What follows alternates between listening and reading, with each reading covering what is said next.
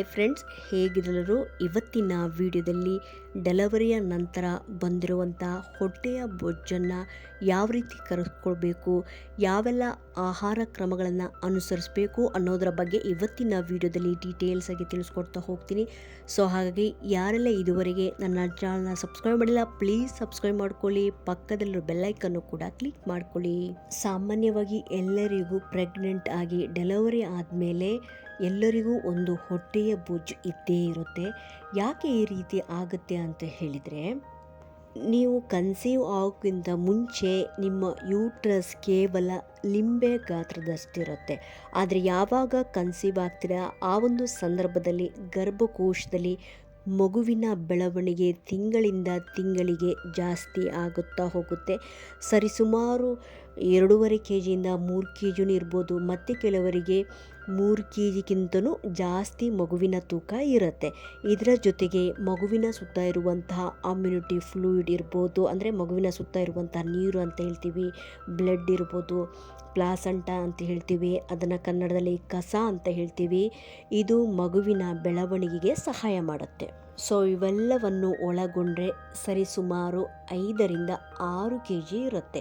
So ಪ್ರೆಗ್ನೆನ್ಸಿಯ ಮುಂಚೆ ಲಿಂಬೆ ಗಾತ್ರದಂತಿರುವಂತಹ ನಿಮ್ಮ ಗರ್ಭಕೋಶ ಪ್ರೆಗ್ನೆನ್ಸಿಯ ಸಮಯದಲ್ಲಿ 9 ತಿಂಗಳು ದಾಟುವ ಹೊತ್ತಿಗೆ ಈ ಗರ್ಭಕೋಶದ ಸೈಜ್ ಒಂದು ಕಲ್ಲಂಗಡಿಯ, ಅಂದರೆ ವಾಟರ್ ಮೆಲನ್ನ ಸೈಜ್ನಷ್ಟು ಇರುತ್ತೆ.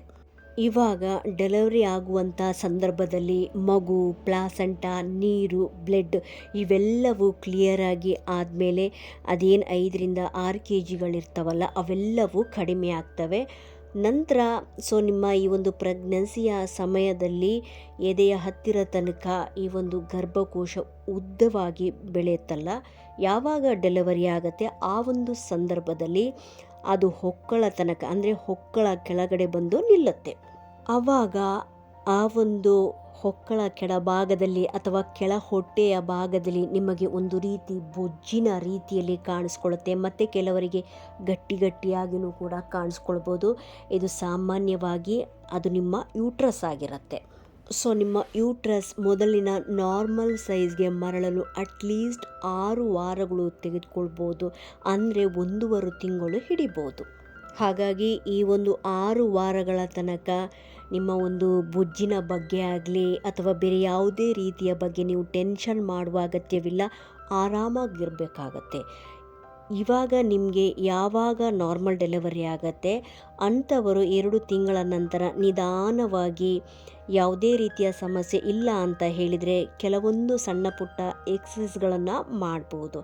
ಒಂದು ವೇಳೆ ನಿಮಗೆ ಸಿ ಸೆಕ್ಷನ್ ಆದರೆ 3 months ಆದಮೇಲೆ ನಿಮ್ಮ ಗಾಯಗಳು ಒಣಗಿದೆ ಅಥವಾ ಸುಚರಿಂಗ್ ಹಾಕಿರುವಂತಹ ಜಾಗ ನಿಮಗೆ ಒಣಗಿದೆ, ಯಾವುದೇ ರೀತಿ ನೋವಿಲ್ಲ ಅಂತ ಹೇಳಿದರೆ ಅಲ್ಲಿ ಸಾಮಾನ್ಯವಾಗಿ 5ರಿಂದ 6 ಲೇಯರ್ ತನಕ ಸೂಚರ್ಸ್ ಹಾಕಿರ್ತಾರೆ. ನಿಮ್ಮ ಡಾಕ್ಟ್ರನ್ನ ಕನ್ಸಲ್ಟ್ ಮಾಡಿ ಟೆಸ್ಟ್ ಮಾಡಿ ನಿಮಗೆ ಯಾವುದೇ ರೀತಿಯ ಸಮಸ್ಯೆ ಇಲ್ಲ ಅಂತ ಹೇಳಿದರೆ ಸಣ್ಣ ಪುಟ್ಟ ಎಕ್ಸಸೈಸ್ಗಳನ್ನು ಮಾಡ್ಬೋದು. ಅಟ್ಲೀಸ್ಟ್ ನೀವು ಒಂದು 3 to 4 months ಆದಮೇಲೆ ಸಿ ಸೆಕ್ಷನ್ ಆದವರು ಈ ರೀತಿಯ ಸಣ್ಣ ಪುಟ್ಟ ಎಕ್ಸಸೈಸು ವಿತ್ ಡಾಕ್ಟ್ರ್ ಅಡ್ವೈಸ್ ಮಾಡಬೇಕಾಗತ್ತೆ. ಸಾಮಾನ್ಯವಾಗಿ ನಾರ್ಮಲ್ ಡೆಲಿವರಿ ಆದವರು ಯಾವುದೇ ರೀತಿಯ ಸಮಸ್ಯೆ ಆಗಿರೋದಿಲ್ಲ.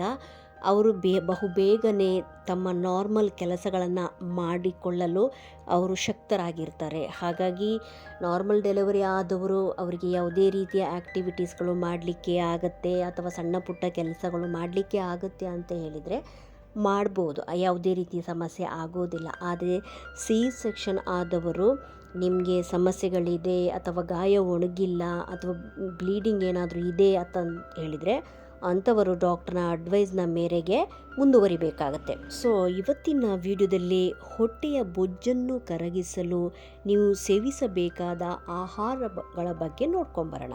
ಸಾಮಾನ್ಯವಾಗಿ ಹೊಟ್ಟೆಯ ಬೊಜ್ಜನ್ನು ಕರಗಿಸುವುದು ಡಿಪೆಂಡ್ ಅಬೌಟ್ ನೀವು ಯಾವ ರೀತಿಯ ಫುಡ್ಡನ್ನು ಸೇವಿಸ್ತಾರೆ ಅದ್ರ ಮೇಲೂ ಡಿಪೆಂಡ್ ಆಗಿರುತ್ತೆ, ಮತ್ತು ನಿಮ್ಮ ಫಿಸಿಕಲ್ ಆ್ಯಕ್ಟಿವಿಟೀಸ್ನ ಮೇಲೂ ಕೂಡ ಡಿಪೆಂಡ್ ಆಗಿರುತ್ತೆ.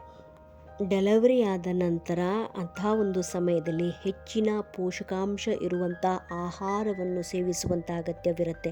ಹಾಗಂತ ಹೇಳಿ ಅತಿಯಾಗಿ ತಿನ್ನುವುದು, ಇಬ್ಬರಿಗೋಸ್ಕರ ತಿನ್ನುವುದು ಅಥವಾ ಸಿಕ್ಕಿದ್ದನ್ನು ತಿನ್ನುವುದನ್ನು ಅವಾಯ್ಡ್ ಮಾಡಬೇಕಾಗತ್ತೆ. ನೀವು ಸಾಮಾನ್ಯವಾಗಿ ಜಾಸ್ತಿ ಅನ್ನ ತಿನ್ನುವುದಾಗಲಿ ಅಥವಾ ಇಡ್ಲಿ ಇವುಗಳನ್ನು ಜಾಸ್ತಿ ತಿನ್ನುವುದಲ್ಲಾಗಲಿ ಮಾಡಬಾರ್ದು. ಇದರಲ್ಲಿ ಸಾಮಾನ್ಯವಾಗಿ ಕಾರ್ಬೋಹೈಡ್ರೇಟ್ ಜಾಸ್ತಿ ಇರೋದ್ರಿಂದ ಫ್ಯಾಟ್ ನಿಮ್ಮ ದೇಹದಲ್ಲಿ ಇನ್ಕ್ರೀಸ್ ಆಗುತ್ತೆ. ಈ ರೀತಿ ಫ್ಯಾಟ್ ಇನ್ಕ್ರೀಸ್ ಆದರೆ ಯಾವುದೇ ರೀತಿಯ ಸಹಾಯ ಆಗೋದಿಲ್ಲ. ಅದರ ಬದಲು ಪ್ರೋಟೀನ್ ಅಂಶ ಇರುವಂಥ ಆಹಾರವನ್ನು ಸೇವನೆ ಮಾಡಬೇಕಾಗತ್ತೆ. ನಿಮ್ಮ ದೇಹ ಮತ್ತು ಯೂಟ್ರಸ್, ಅಬ್ಡಮಿನ್ ಮಸಲ್ ಏನು ಹೊಟ್ಟೆಯ ಬೊಜ್ಜು ಮೊದಲಿನ ರೀತಿಯಲ್ಲಿ ಕರಗಿ ಒಳ್ಳೆಯ ರೀತಿಯಲ್ಲಿ ಡಿಜನರೇಟ್ ಆಗಬೇಕು ಅಂದರೆ ಪ್ರೋಟೀನ್ ಅಂಶ ಇರುವಂಥ ಆಹಾರವನ್ನು ಸೇವಿಸುವುದು ಮುಖ್ಯ. ಯಾವುದರಲ್ಲಿ ಜಾಸ್ತಿ ಪ್ರೋಟೀನ್ ಅಂಶ ಇರುತ್ತೆ ಅಂತ ಹೇಳಿದರೆ ಪನ್ನೀರ್ ಇರ್ಬೋದು. ಒಂದು ವೇಳೆ ನೀವು ನಾನ್ ವೆಜಿಟೇರಿಯನ್ ಆದರೆ ಚಿಕನ್, ಮಟನ್, ಫಿಶ್ ಇರ್ಬೋದು, ಎಗ್ ಇರ್ಬೋದು. ಎಲ್ಲ ರೀತಿಯ ಬೇಳೆಕಾಳುಗಳಲ್ಲಿರ್ಬೋದು, ಮೊಳಕೆ ಕಟ್ಟಿದ ಕಾಳುಗಳಲ್ಲಿ ಪ್ರೋಟೀನ್ ಅಂಶ ಹೆಚ್ಚಿರುತ್ತೆ.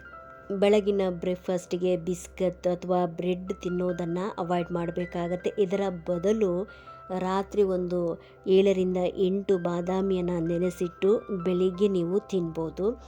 ಇದರ ಜೊತೆಗೆ ಗೋಡಂಬಿ ಇರ್ಬೋದು, ಖರ್ಜೂರ ಇರ್ಬೋದು, ಅಂಜೂರ, ಒಣ ದ್ರಾಕ್ಷಿ ಇವುಗಳನ್ನು ತಿನ್ನಬೇಕಾಗತ್ತೆ. ಸ್ವೀಟ್ಸನ್ನು ಆದಷ್ಟು ಅವಾಯ್ಡ್ ಮಾಡಬೇಕಾಗತ್ತೆ. ಕರಿದ ಪದಾರ್ಥಗಳಿರ್ಬೋದು ಅಥವಾ ಎಣ್ಣೆಯಲ್ಲಿ ಜಾಸ್ತಿ ಕರಿದ ಪದಾರ್ಥ, ಜಂಕ್ ಫುಡ್ಸ್ ಇರ್ಬೋದು, ಇವುಗಳನ್ನು ಆದಷ್ಟು ಅವಾಯ್ಡ್ ಮಾಡಬೇಕಾಗತ್ತೆ. ಬೆಳಿಗ್ಗೆ 1 ಲೋಟ ಮತ್ತು ರಾತ್ರಿ 1 ಲೋಟ ಹಾಲನ್ನು ಕೂಡ ಕುಡಿಬೋದು. ಇದರಿಂದ ಕ್ಯಾಲ್ಶಿಯಂ ಮತ್ತು ಮಗುವಿಗೆ ಹಾಲು ಕುಡಿಸಲು ಕೂಡ ಹೆಲ್ಪ್ ಆಗುತ್ತೆ. ನೀರನ್ನು ಕೂಡ ಜಾಸ್ತಿ ಕುಡಿಬೋದು. ಈ ಒಂದು ಸಮಯದಲ್ಲಿ ಬೆಳಿಗ್ಗೆ ಎದ್ದ ತಕ್ಷಣ 1 ಲೋಟ ಉಗುರು ಬೆಚ್ಚನೆಯ ನೀರಿಗೆ ಲೆಮನ್ ಮತ್ತು 1 ಟೀ ಸ್ಪೂನ್ ಹನಿಯನ್ನು ಮಿಕ್ಸ್ ಮಾಡಿ ಕೂಡ ಕುಡಿಬೋದು. ರಾತ್ರಿ ಮೆಂತ್ಯನ ನೀರಲ್ಲಿ ನೆನೆಸಿಟ್ಟು ಬೆಳಿಗ್ಗೆ ಅದರ ನೀರನ್ನು ಕುಡಿಯುವುದರಿಂದ ಹಾಲಿನ ಉತ್ಪತ್ತಿ ಜಾಸ್ತಿ ಆಗುತ್ತೆ, ವೆಯ್ಟ್ ಲಾಸ್ ಕೂಡ ಆಗುತ್ತೆ. ಫೈಬರ್ ಅಂಶ ಇರುವಂತಹ ತರಕಾರಿಗಳಿರ್ಬೋದು, ಹಣ್ಣುಗಳು ಮತ್ತು ಧಾನ್ಯಗಳು ಸೇವಿಸುವುದರಿಂದ ಜೀರ್ಣಕ್ರಿಯೆಯು ಸುಧಾರಿಸುತ್ತದೆ. ಇದರ ಜೊತೆಗೆ ಓಟ್ಸ್, ಮೊಸರು ಇರ್ಬೋದು ಮತ್ತು ದಾಲ್ಚಿನ್ನಿ ಮತ್ತು ಲವಂಗನ ನೀರಲ್ಲಿ ಕುದಿಸಿ ಕುಡಿಯುವುದರಿಂದ ಹೊಟ್ಟೆಯ ಭಾಗದ ಬೊಜ್ಜನ್ನು ಕರಗಿಸಲು ಸಹಾಯವಾಗುತ್ತೆ. ಇದರ ಜೊತೆಗೆ ಮೆಂತೆ ಕಾಳುಗಳ ಗಂಜಿ ಇರ್ಬೋದು ಅಥವಾ ಮೆಂತೆ ಲಾಡು ಇರ್ಬೋದು, ಇವುಗಳನ್ನು ತಿನ್ನುವುದರಿಂದ ದೇಹದ ಬೊಜ್ಜು ಕಡಿಮೆ ಮಾಡಲು ಮತ್ತು ಎದೆ ಹಾಲನ್ನು ಹೆಚ್ಚಿಸಲು ಸಹಾಯ ಮಾಡುತ್ತೆ. ಬೆಳ್ಳುಳ್ಳಿ ಮತ್ತು ತುಪ್ಪ ಇವುಗಳನ್ನು ಮಿತವಾಗಿ ಸೇವಿಸುವುದರಿಂದ ರೋಗ ನಿರೋಧಕ ಶಕ್ತಿಯನ್ನು ಹೆಚ್ಚಿಸುತ್ತೆ.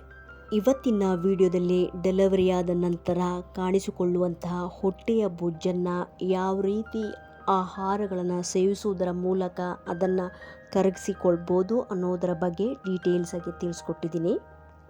ಇದರ ಜೊತೆಗೆ ನಿಮ್ಮ ಯಾವ ರೀತಿಯ ಕೆಲಸಗಳನ್ನು ಮಾಡಲಿಕ್ಕೆ ನಿಮಗೆ ಸಾಧ್ಯವಾಗುತ್ತೆ ಅಥವಾ ಡೈಲಿ ಆ್ಯಕ್ಟಿವಿಟೀಸ್ಗಳು ಏನಾದರೂ ಮಾಡಲಿಕ್ಕೆ ಆಗುತ್ತೆ ಅಂತ ಹೇಳಿದರೆ ಅವುಗಳನ್ನು ನೀವು ನಿಧಾನವಾಗಿ ಮಾಡ್ಕೋಬೋದು.